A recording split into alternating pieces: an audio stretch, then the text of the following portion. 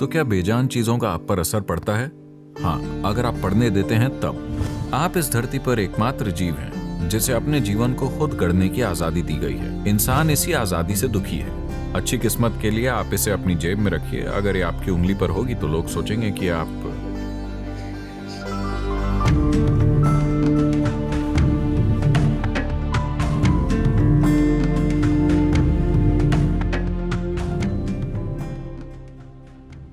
Sir, Bharatiya Samaj में जब लोगों को कोई परेशानी होती है, मान लेते हैं कि कोई बीमार है, तो 3 तरह के लोग होते हैं। पहले वो जो अस्पताल जाएंगे, दूसरे वो जो मंदिरों की ओर भागेंगे, और फिर तीसरे वो लोग हैं जो ज्योतिषी के पास जाएंगे। तो हमें असल में शुरू से ही सिखाया जाता है कि बेजान चीज़ें और हमारे आसपास की चीज़ें हमारे जीवन को कंट्रोल करने की ताकत रखती हैं। मिसाल के लिए, ये मिसाल के तौर पर मेरी माँ ने 2-3 साल पहले मुझे एक अंगूठी पहनने के लिए कहा था जिसमें एक रत्न लगा था। मैंने आज भी पहनी हुई है क्योंकि माँ ने कहा है। आपको इसे उतारने की जरूरत है, वरना लड़के सोचेंगे।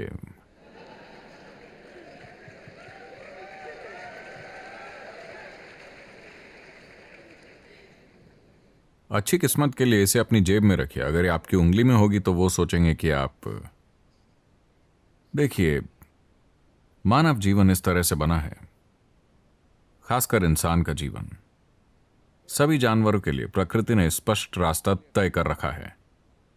वो क्या कर सकते हैं और क्या नहीं कर सकते। उनका जीवन 2 रेखाओं के बीच चलता है। वो उससे नीचे नहीं जा सकते, वो उससे ऊपर नहीं जा सकते। उन्हीं के भीतर वो जीते हैं। इसीलिए वो इतने आश्वस्त दिखते हैं और वो शांतिमय होते हैं। जब उनका पेट भर जाता है तो वो पूर्ण शांत हो जाते हैं। क्या आपने ये देखा है? हेलो, क्या आप मेरे साथ बात कर रहे हैं या नहीं? क्या आप सभी जानवरों में देखते हैं कि जब उनका पेट भरा होता है तो वो शांतिमय होते हैं? लेकिन इंसान सोचते हैं, या उन्हें सिखाया जा रहा है, कि शांति जीवन का अंतिम लक्ष्य है। एक भैंस पेट भरा होने पर शांति से बैठती है और आपके लिए वो अंतिम लक्ष्य है। कितनी शर्म की बात है। जो काम एक भैंस भर पेट घास खाकर या जो भी वो खाती है उसे खाकर कर सकती है, उसे आप अंतिम लक्ष्य की तरह मानते हैं। क्या ये शर्म की बात नहीं है? मैं आपसे पूछ रहा हूं। लेकिन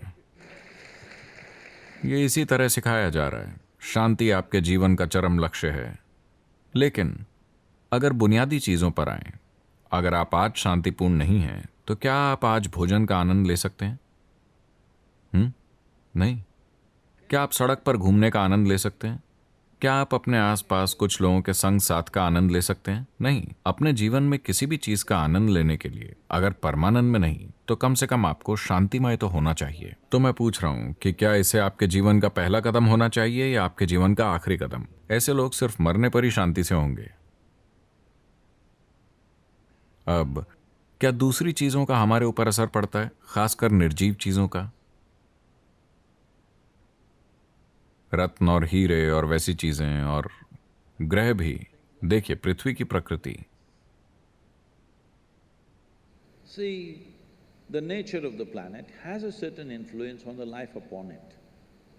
देखिए, पृथ्वी की प्रकृति का इस पर मौजूद जीवन पर कुछ खास असर होता है। आप देखेंगे कि पूर्णिमा के दिन और अमावस्या के दिन कई जानवर कुछ खास तरीकों से सिर्फ इसलिए बर्ताव करते हैं क्योंकि वो इससे प्रभावित होते हैं। आप जानते हैं, पूरा महासागर ऊपर उठता है। जब लाखों टन पानी से भरा महासागर ऊपर उठ पाता है, तो जब आपके शरीर का 72% हिस्सा पानी है, तो क्या आपको लगता है कि ये बिल्कुल ऊपर नहीं उठेगा? ये ऊपर उठता है। तो मुझे नहीं पता अगर आप इसके प्रति सचेतन हैं, लेकिन भारत में ज्यादातर लोग जानते हैं। सिर्फ भारत में ही नहीं, कहीं भी जहां भी पागलखाने हैं वहां लोग इसके प्रति सचेतन हैं। पूर्णिमा के दिन और अमावस्या के दिन लोगों के मन में अशांति का स्तर ज्यादा हो जाता है। तो लोगों को लगता है कि अमावस्या और पूर्णिमा से पागलपन होगा। नहीं, ये सच नहीं है। अगर आप बहुत प्रेममय हैं तो पूर्णिमा के दिन आप ज्यादा प्रेममय बन जाएंगे। यदि आप बहुत आनंदमय हैं तो पूर्णिमा के दिन आप ज्यादा आनंदमय हो जाएंगे। अगर आप थोड़े सनकी हैं तो आप ज्यादा सनकी हो जाएंगे।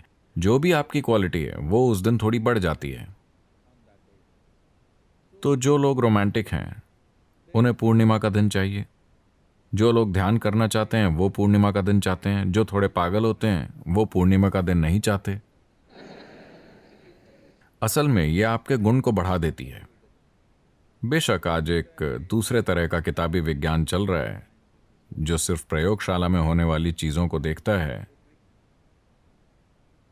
किसी दूसरी चीज पर ध्यान नहीं देता। वो लोग कहते हैं कि यह सब बकवास है। नहीं, अगर आप अपने शरीर पर ध्यान देते हैं तो बिना ऊपर देखे, बिना कैलेंडर को देखे आप खुद से जान जाएंगे कि पूर्णिमा कब है, अमावस्या कब है। अगर आप अपने सिस्टम पर पर्याप्त ध्यान देते हैं, क्योंकि आपके सिस्टम में खास बर्ताव दिखता है।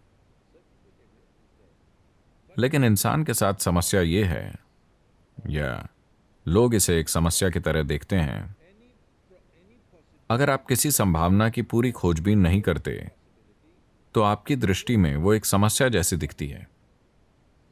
What is a problem is always a possibility, isn't it? एक समस्या हमेशा एक संभावना होती है ना? आपको ये अच्छी नहीं लगी? जो एक संभावना है, अगर आप उसकी खोजबीन नहीं करते, अगर आपको ये एहसास नहीं है कि संभावना क्या है, तो वो आपको एक समस्या जैसी लगेगी। तो क्या बेजान चीजों का हम पर असर पड़ता है? हाँ, अगर आप पढ़ने देते हैं तब, क्योंकि ये इंसान की विडंबना है कि आप जो हैं वो प्रकृति द्वारा तय नहीं किया गया है, उसे आपके लिए खुला छोड़ दिया गया है। आपके लिए खुला होने का मतलब है कि आप इस धरती के एकमात्र जीव हैं जिसे अपने जीवन को खुद गढ़ने की आजादी दी गई है। क्या ये छोटी बात है? ये लाखों वर्षों के विकास का नतीजा है कि एक कोशिका वाले जीव से शुरू होकर इन सभी जीवों के बाद, इन करोड़ों रूपों के बाद आज यहां हम बैठे हैं। ये एकमात्र जीव है जो अपने जीवन को जैसा चाहे वैसा गढ़ सकता है।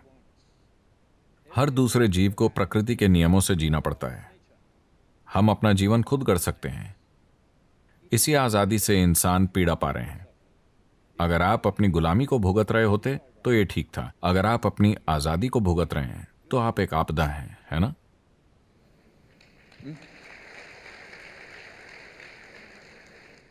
आप अपनी दास्ता को भुगत रहे हैं, आप किसी चीज में बंधे हुए हैं, आप उसकी पीड़ा सह रहे हैं, ये समझ आता है।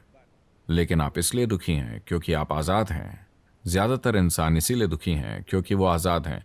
वो हमेशा हर समय खुद को किसी इंसान या किसी चीज से बांधने की कोशिश कर रहे हैं क्योंकि आजादी उन्हें डराती है। क्योंकि आजादी एक मार्ग रहित रास्ता है। आजादी एक खुला इलाका है, कोई तय रेखा नहीं है। क्योंकि कोई तय रास्ता नहीं है तो ज्यादातर लोग आतंकित महसूस करते हैं। लेकिन मानव जीवन में सबसे बड़ी चीज आजादी है, क्या ऐसा नहीं है? हेलो? इस संस्कृति में सबसे महत्वपूर्ण ईश्वर नहीं है, स्वर्ग नहीं है, बल्कि मुक्ति, मोक्ष, आजादी ही सबसे महत्वपूर्ण है। यह स्थापित हो चुका है कि आप जो भी करें, आपको मुक्ति खोजनी चाहिए।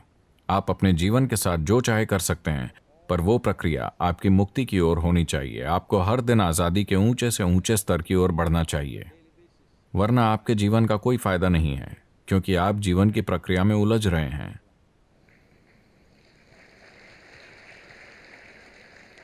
अगर आप स्वर्ग भी जाते हैं तो वो भी एक उलझाव ही है। देखिए, मुझे यकीन है कि आपने आईआईटी में एडमिशन मिलने के पहले, आप अभी भी बॉम्बे लगा रहे हैं, ठीक है, मैं देख रहा हूं। आपके आईआईटी में दाखिले से पहले जब आपने अपना जो भी एंट्रेंस टेस्ट या जो भी लिखा था, केवल एक चीज़ थी कि किसी न किसी तरह मैं अंदर पहुंचना चाहता हूं, मैं अंदर होना चाहता हूं, क्योंकि ये स्वर्ग जैसा है, स्वर्ग में घुसने जैसा। चाहे जो हो जाए, मैं एडमिशन चाहता हूं, मैं सिर्फ यही चीज़ चाहता हूं। अंदर पहुंचने के बाद देखिए कितनी समस्याएं हैं।